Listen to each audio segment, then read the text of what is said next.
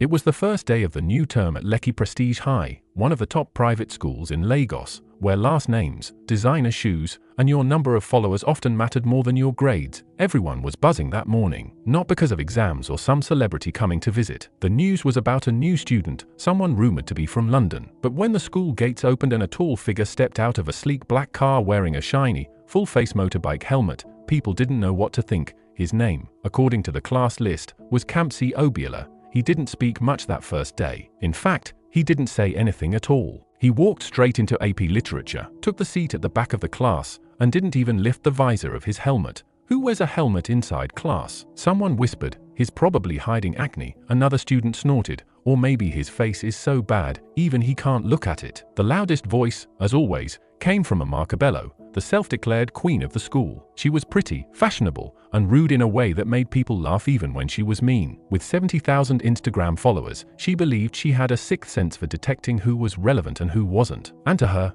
Kamsi, this helmet-wearing mystery guy, was definitely not. During lunch break, she made sure to walk past his table with her girls. Maybe he's an alien, she said loudly. Or a robot. Someone should knock on his head and see if it makes a sound. Kamsi didn't react. He quietly ate his sandwich, helmet still on. That only made it worse. The more silent he stayed, the more obsessed people became. Some tried to sneak photos, others tried to bribe the janitor to get his file. But Kamsi ignored them all. He wasn't rude, just quiet, almost like he was watching everything and everyone. But here's the twist that made things even more confusing. He wasn't dumb. In literature class, the students had to write a short story about truth and image. Most people turned in average essays, or something copied from the internet. Kamsi's essay, handwritten and signed with just K. Obiola, was so deep and clever that even the teacher, Mr. Onwadai, had to pause. This one is brilliant, he said. Who is Kate Obiola? No one raised their hand. Whoever wrote this understands people, society, and pressure like a professional, the teacher added. I want to read this to the class. The essay talked about how people wear masks, not just literal ones, but emotional ones. It described how society pressures people to be perfect, to look good, to please others, and how sometimes wearing a mask helps you survive. It was so powerful that when Mr. Onwadai finished reading it, the class was silent. Then Amaka scoffed. Yeah, okay, she said. Whoever wrote that probably copied it from Tumblr. But over the next few days, it became obvious Kamsi wasn't just a regular student. He was topping quizzes, solving questions no one else could, and somehow doing it all without making a show of it. Even the teachers were impressed. This Kamsi boy, he's sharp. The math teacher told the staff room. Polite too, added the chemistry teacher. Quiet, but respectful. Still, he never took off that helmet. During gym class, during presentations, even during lunch, people tried to make jokes out of it. One day, a guy in class tried to pull it off during a bet. Kamsi grabbed his wrist in a firm, but calm way and said, "Don't do that." That was the only time he spoke all week. Now the curiosity had turned to obsession. Was he a burn victim? Was he a criminal hiding his identity? Was he some kind of government spy? But what no one knew, what none of them could have guessed, was that behind that helmet was one of the most recognizable faces in fashion. Kamsi Obiola wasn't just some random new student. In London, he had walked runways, starred in magazine shoots, and was known by a different name entirely, Carter Day Kim. So why was he hiding? The truth was simple, but painful. Back in London, fame had come fast. He was scouted at age 15. Within a year, his face was on ads for everything from cologne to clothing brands. He couldn't walk into a coffee shop without people trying to take pictures. Girls flirted with him, not because they liked him, but because they knew his face. And the worst part, his father loved it. "You're the face of the Obiola brand now," he used to say. "Stay in shape, smile, be perfect." But Carter didn't feel perfect, not even close. The constant pressure, the attention, the fake friends, it became too much. All he wanted was a break, a chance to be around people who didn't know him, who wouldn't treat him differently, who liked or didn't like him based on who he was, not what he looked like. So he convinced his father to let him attend school in Lagos for a while. His father agreed, but only on the condition that he still dressed well and maintained his grades. "Fine," Carter had said, "but I'll do it my way." That's how the helmet idea began. If no one saw his face, no one would know him. No one would follow him for the wrong reasons. No one would expect anything. He would finally be free. But nothing stays hidden forever. And soon, the very thing he tried to escape, the fame, the attention, the pressure, would come crashing into Lekki Prestige High School in a way no one expected. Because some secrets don't stay buried, and when they explode, they take everything down with them. Back home, things weren't any simpler for Kamsi. The Obiola mansion in Ikoyi was a different world, gated, polished, and silent except for the ticking of expensive clocks and the occasional hum of imported air conditioners. But inside, beneath all that marble and gold, lived a storm of expectations. Chief Ease Obiala, Camps's father, was a big name in the business world. Oil, real estate, logistics, you name it. His face was often in newspapers, smiling beside politicians, breaking ground for new towers, or posing with his trademark red cap and agbada. In public, he was the definition of success. At home, he was control. That evening, Kamsi had just come back from school when the butler told him, "Your father is waiting in the study." Kamsi sighed. He knew what this meant. The study was the courtroom. Once you entered, you sat, listened, and nodded. Even if your heart was shouting, Chief Ease didn't waste time. "What is this helmet nonsense?" he demanded, pointing at a tablet screen. A photo of Kamsi, still wearing his helmet, had been snapped by a student and was making rounds online with the caption, "Mysterious fine boy in Lekki Prestige." Kamsi stayed calm. "It's just how I want to move for now. I don't want attention." "Attention?" his father barked. "Do you think we made you the face of Obiala Holdings so you can hide it? You are a brand. Kamsi, you are not just a boy, you are the future of this family. You don't get to move quietly." Kamsi looked him in the eye. "I didn't ask to be a brand." Chief E stood up. "You think life is about asking? Everything you're enjoying now, this house, your education, the company shares, it's because I made sacrifices. You think I married your mother for love? We were a business arrangement, and look at what it brought us. Power." Just then, Ada, Kamsi's older sister, strolled in with her laptop and a bowl of chin-chin. She wore a hoodie and had headphones around her neck, very unlike the model daughter image their dad always tried to push. "Wow," she said, settling on the couch. "Romance died in this house before it ever started." Chief Ease glared at her. "Ada, this is not your concern. Everything is my concern when you start marrying people off like goats in the market," she muttered.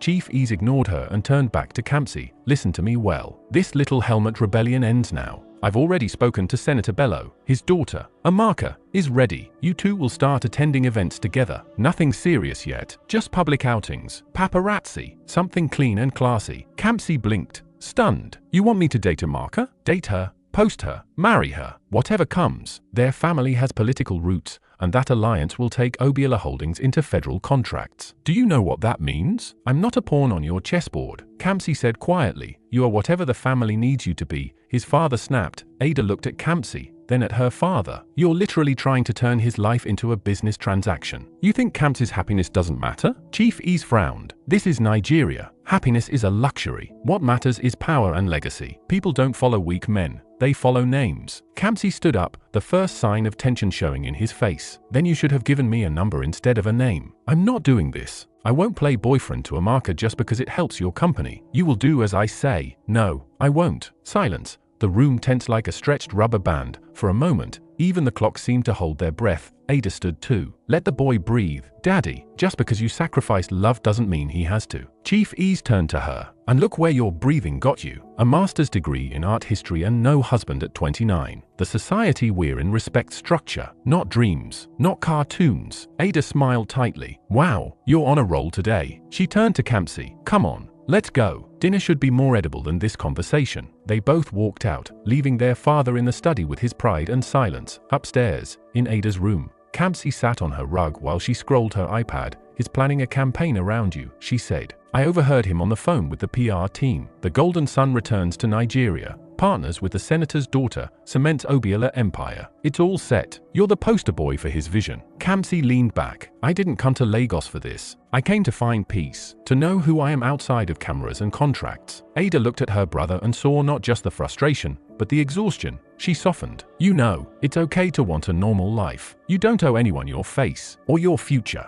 I just want to meet people who like me without knowing who I am, who aren't clout chasing, who see me before they see what I represent." Ada smiled. "Then keep that helmet on, at least until you're ready. Let them see your mind first." Kamsi nodded, but deep down, he knew it wasn't going to be that easy. His father wasn't one to take disobedience lightly. That morning, during literature class, the room buzzed like always. Kamsi walked in, helmet on as usual, quietly took his seat, pulled out his notebook, and didn't say a word. The others chuckled behind his back. One boy coughed, "Transformer," under his breath. Another whispered, "Maybe he thinks he's Iron Man." But Amaka, she had one thing on her mind, unmasking Kamsi. She leaned toward her friend. "Today, we find out what mystery man is hiding under that helmet." As Mr. Mackin turned to write on the board, Amaka made her move. She stood slowly and sauntered toward Kamsi's desk, pretending to stretch, he noticed her, of course. Everyone did, but he didn't flinch. He kept his head down, scribbling notes in perfect cursive. "Hey," Amaka said sweetly, loud enough for the class to hear. "Aren't you hot in that thing? Let your face breathe in, eh?" Kamsi didn't reply. She smiled wider, feigning innocence. "Come on, we're friends now, aren't we?" Still no response.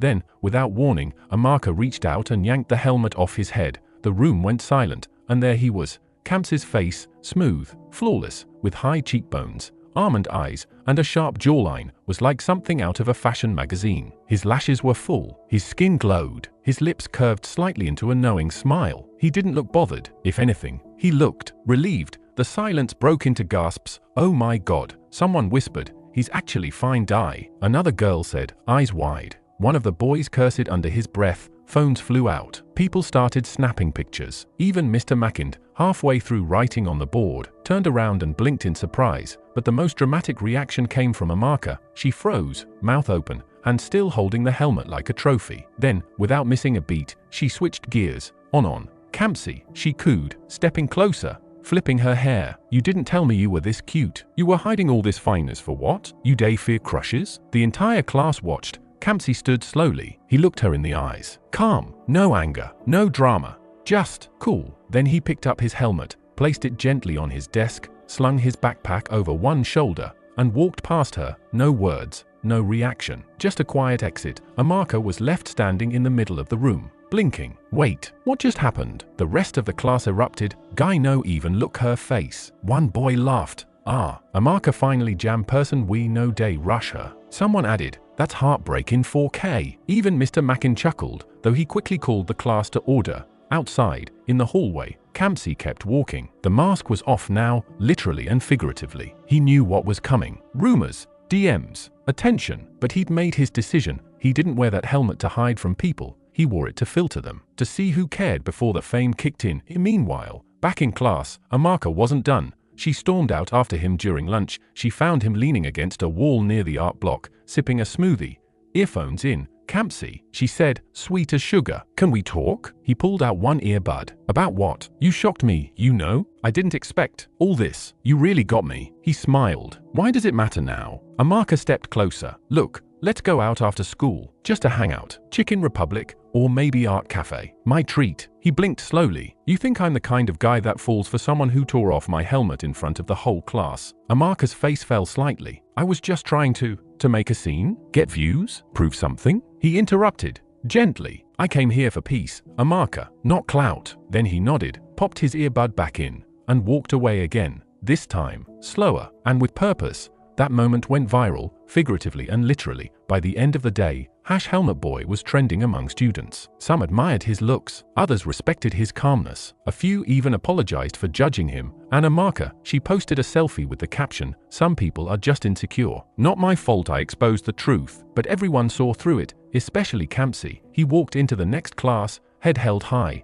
no helmet, and took his seat. And this time, people didn't mock, they listened. And somewhere, far from all the noise, someone else was watching him quietly. A girl with paint-stained fingers and kind eyes. Someone who had seen him before the big reveal. But that's a story for the next act. The Lekki Prestige Annual Art Fair wasn't usually Kamsi's scene. Loud music, bright banners, students trying too hard, clout chasers selling overpriced handmade bracelets. He almost didn't go, but Ada, his older sister, had dragged him there. "You've been sulking since the helmet thing," she said, nudging him toward the courtyard. "Loosen up, Biko. It's art, not surgery." Kamsi shoved his hands in his pockets and followed quietly, head slightly down. He was done being a walking headline. At least now people saw his face. But it came with more noise, not less. They reached a small, less crowded section of the fair where student artists had their booths. And that's when he saw her, Tommy. No ring lights, no big banners, just a modest wooden table with hand-drawn comic books stacked in a neat row. She had a sketchpad open on her lap, completely focused. Dragging her marker carefully across the page, she was quiet, relaxed. Nothing about her screamed, "Look at me." And somehow, that's exactly why Kamsi couldn't look away. Ada noticed his sudden pause. "What?" she asked. "Nothing," he said, but he was already walking toward the booth. Tommy looked up just as he approached. "Hey," she said simply. "Hi," Kamsi replied. "You draw all these?" She nodded, brushing hair from her eyes. "Yeah, they're original stories. Mostly superhero stuff, but not the cape and tights kind. More like emotional powers, people who fight anxiety, self-doubt, real villains, you know. Kamsi tilted his head, genuinely impressed. That's actually dope. Tommy smiled, small but warm. Thanks. Not everyone gets it. They want action scenes and explosions. I just want to tell stories that help people feel seen. Kamsi picked up a comic titled The Girl Who Stopped Time with a Hug. He flipped through the pages slowly. The art was simple, but the emotion poured through every panel. You ever think of selling to Marvel? He asked. Tommy chuckled. I wish. That's the dream. I emailed them once. Never heard back. But it's fine. I'd rather build my own label one day. Something honest. He nodded thoughtfully. Fame's overrated anyway. Tommy raised an eyebrow. Big statement from the most talked about boy in school. He laughed. And for the first time in weeks, it was real. That helmet thing wasn't even about hiding my face. I just wanted peace. People are loud. Tommy didn't ask for more. She just nodded like she understood. Kamsi reached into his pocket and pulled out some cash. How much for this one? It's fine, she said. Take it. Nah, he said. Good art deserves support. He placed the money on the table, carefully folded the comic, and tucked it into his backpack. Ada, standing a few feet away, watched the exchange with a curious smile. When Kamsi finally turned to leave, she leaned close and whispered, "This Tommy girl, she day real." Kamsi didn't respond, but the slight grin on his face said everything. Back at home that night, he sat on his bed and reread Tommy's comic, page by page, line by line, and somewhere between panel 10 and 11, he felt something shift. Maybe not everything about Lekki Prestige was fake. Maybe some people still saw the world the way he did. Maybe peace wasn't about helmets. Maybe peace was just finding the right person to talk to. And maybe, just maybe, he'd found that in a girl with ink-stained fingers and a quiet kind of fire. The trouble didn't take long to start. One quiet Saturday morning, Kamsi was in his room, flipping through one of Tommy's comics. She'd gifted him, a story about a shy superhero who had to choose between hiding his powers or using them to protect what really mattered. The knock came hard, 3 times. The kind of knock that didn't ask for permission, it demanded it. Chief E stormed in without waiting. Clad in a custom agbada and holding an iPad like it was a sword, he marched straight to the bed and dropped it beside Kamsi. "I've seen it," he said coldly. Kamsi didn't look up. "Seen what?" Chief swiped on the screen. Up popped pictures. Grainy but clear enough. It was Kamsi and Tommy, at the art fair, laughing beside a booth filled with drawings. One photo had him smiling, holding one of her comics like it was a trophy. "This girl," Chief pointed, "is not your class." Kamsi finally looked at him. "You sent someone to follow me? Don't dodge the matter," Chief said sharply. "You want to throw away your future for a roadside artist? Her father runs a barbershop. Do you know what that means for our brand?" Kamsi sat up, his tone sharp now. "She's not just some artist. She's talented. She works hard. She's real. Real doesn't pay bills."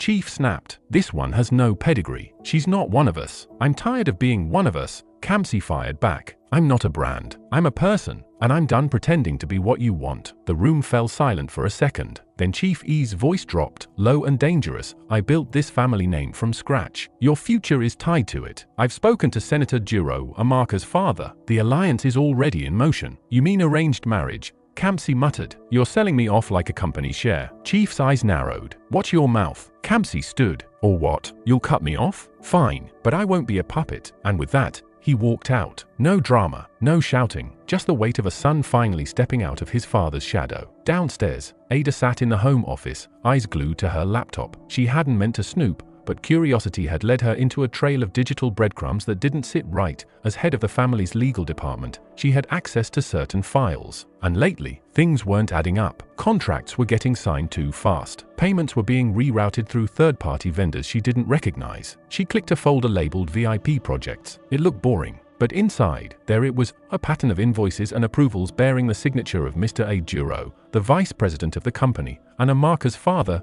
Big figures, bigger problems. She printed a few key documents, her face tight with realization. This isn't just shady, she thought. It's criminal. Just then, her phone buzzed. A text from Kamsi. "He wants me to drop Tommy. I'm done pretending." She replied immediately. "Good. You're not the only one tired of this show. I found something big." Later that evening, the whole family gathered for a formal dinner, something Chief Ease insisted on every Sunday. As a show of unity, the chef brought out lamb, jollof, and fine wine. But no one touched their food. Chief sat at the head, scrolling through emails. Amaka and her father were special guests that night, seated across from Kamsi and Ada. "Young man," Senator Jiro said, sipping his drink, "my daughter tells me you're into comics." Kamsi didn't answer. He just smiled politely. Amaka, dressed like she was headed to the Grammys, leaned in. I think it's cute. Maybe when we're married, you can write a comic about us. The power couple of Lekki. She laughed at her own joke. Kamsi pushed his chair back. Excuse me, but before he could walk away, Ada cleared her throat and tapped her glass. I have something to share, she said. All eyes turned to her. In the interest of transparency, Ada continued, standing, I discovered some discrepancies in our company's finances. Chief E's face twitched. Ada, this isn't the time. But Ada didn't stop. Over 85 million naira in misallocated funds, all tied to contracts approved by our vice president. She turned to look straight at Senator Duro. Your name is on every single document. The room froze. Amaka gasped. Daddy? Senator Duro laughed nervously. This girl doesn't know what she's talking about. But Ada was ready. She reached into her folder and handed copies to each person at the table. I do, and the board will too. First thing Monday. Chief E's looked like he'd been slapped. You're risking everything, he hissed. No. Ada said calmly, you risked everything. By selling your son's future. By turning a blind eye. I'm just cleaning it up. Amaka stood, her fake smile gone. I didn't sign up for all this. Kamsi looked at her, then at his father, and finally at Ada. He nodded. For the first time, he said, I feel like someone in this family actually sees me. The dinner ended in silence, but the war had just begun, and Kamsi knew, whatever came next, he was finally done hiding. The night was meant to be perfect. The Ease Corp annual gala was the biggest event of the year, packed with Lagos elites, government officials, influencers, and international investors. The ballroom sparkled with gold-trimmed banners and glass chandeliers. Cameras flashed. Journalists swarmed. Waiters in white gloves passed champagne. At the center of it all stood Chief Ease, smiling like a man who had conquered the world. He tapped the mic at the front of the stage and raised his voice at ladies and gentlemen, he began. Tonight is not just about business, it's about legacy. Whispers moved through the crowd. The suspense was building. Chief Ease continued, placing a proud hand on Kamsi's shoulder. This young man beside me and my son will be the next CEO of Ease Corp. The crowd erupted in applause. Photographers rushed forward, but Chief wasn't done. He waved for Amaka, who strutted onstage in a blinding red dress, all confidence and gloss, and to celebrate this new chapter, we are also announcing their engagement. More applause. Flashbulbs exploded. Gasps. Cheers. Kamsi stood stiff beside them, his hands clenched. His eye scanned the crowd. Somewhere near the back, he saw Ada watching with a knowing expression. No smile. Kamsi walked slowly to the mic. He tapped it once, twice. The room grew quiet again. Then, with a small grin, he leaned in and said, Make Una no vex. I know they do. It hit like thunder. The whole hall gasped. Amaka's jaw dropped. Excuse me? Chief hissed through gritted teeth, but Kamsi didn't back down. You can't announce my life like it's a press release. This engagement? Fake. This CEO title? Bought with backdoor deals. Cameras spun toward him. Someone dropped a champagne glass. I respect my family. Kamsi continued, voice steady, but I will not marry for business. I will not work under people who steal from the company they pretend to build. He turned to Amaka. You're beautiful, but this was never real. You know it. Amaka blinked, stunned and humiliated. Then he turned to his father. I love you, Dad, but I'm done being your trophy. And with that, Kamsi stepped off the stage, leaving silence behind him and walking straight into the night. The next morning, Twitter and Instagram were on fire. Helmet boy rejects billionaire life. Corporate groom walks off stage. Ease Corp in crisis. Son leaks family secrets. Kamsi's face, once hidden, was now everywhere. But Kamsi didn't care. He wasn't scrolling. He wasn't hiding. Instead, he was walking the familiar path near the Lekki Lagoon, looking for one person. He spotted her sitting on a concrete ledge with a sketchpad balanced on her lap. Tommy. Her hair was tied in a messy bun, and her fingers were smudged with marker ink. She didn't look up right away. You're trending, she said, flipping a page. Helmet boy turns hero. He laughed softly. You saw? Everyone saw. Even my mom screamed. Kamsi walked closer, hesitating. I thought you might be mad. I should have warned you. Tommy finally looked up. Mad? You turned down millions, walked away from a mansion, and exposed corruption, just to live your truth. Why would I be mad? Kamsi sat beside her. Because I was afraid. I kept hiding behind that helmet, hiding behind expectations, until you reminded me that I don't have to. She looked at him, eyes soft. So what now? What's next for the rebel prince? I want to help you, he said simply. Your comic, your dream. No strings, no press, just support. Tommy raised an eyebrow. Are you sure? Helping an artist with no pedigrees might ruin your brand. He grinned. My brand died last night. I'm free now. She smiled, eyes glinting. Well then, let's make something legendary. 1 year later, a buzzing crowd filled the Comic Expo in London.